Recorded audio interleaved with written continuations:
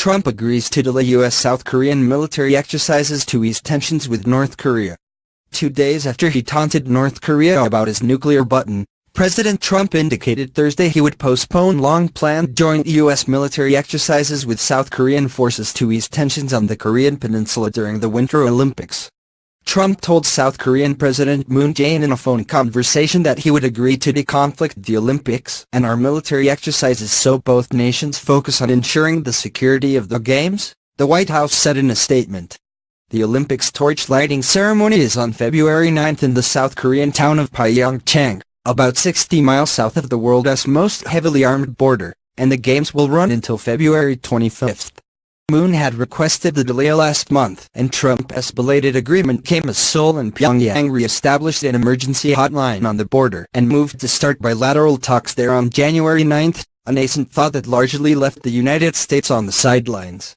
The White House statement did not specifically say the annual exercises, called full eagle, would be postponed. But a Pentagon spokesman said they were being pushed back until after the Olympics end, although he did not give a date. About 17,000 American and more than 300,000 South Korean troops participated in the 2017 exercises, which included drills to preemptively detect, defend, disrupt and destroy North Korean nuclear and missile facilities. North Korea views the annual exercises as pretext for an invasion from the south. The two heavily armed nations have had endured an uneasy peace since an armistice ended the Korean War in 1953. China, Russia and other world powers long have proposed a so-called freeze as the basis for reviving nuclear disarmament talks with the North. That would require the United States to suspend military exercises in South Korea in exchange for North Korea suspending further nuclear and ballistic missile tests.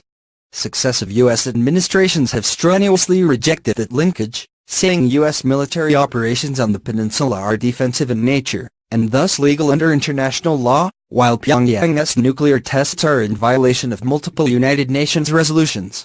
On Wednesday, North and South Korea reopened a hot phone link at the truce village of Panmunjom, which sits on the border.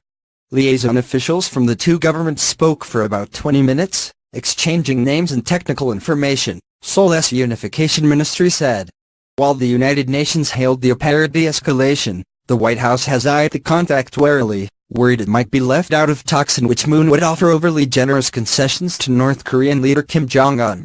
On Tuesday, Trump responded to Kim's claim that he had a nuclear button on his desk by tweeting back that his nuclear button is much bigger and more powerful. The tweet was so unusual that two Democrats on the Senate Intelligence Committee, Senators Martin Heinrich of New Mexico and Ron White of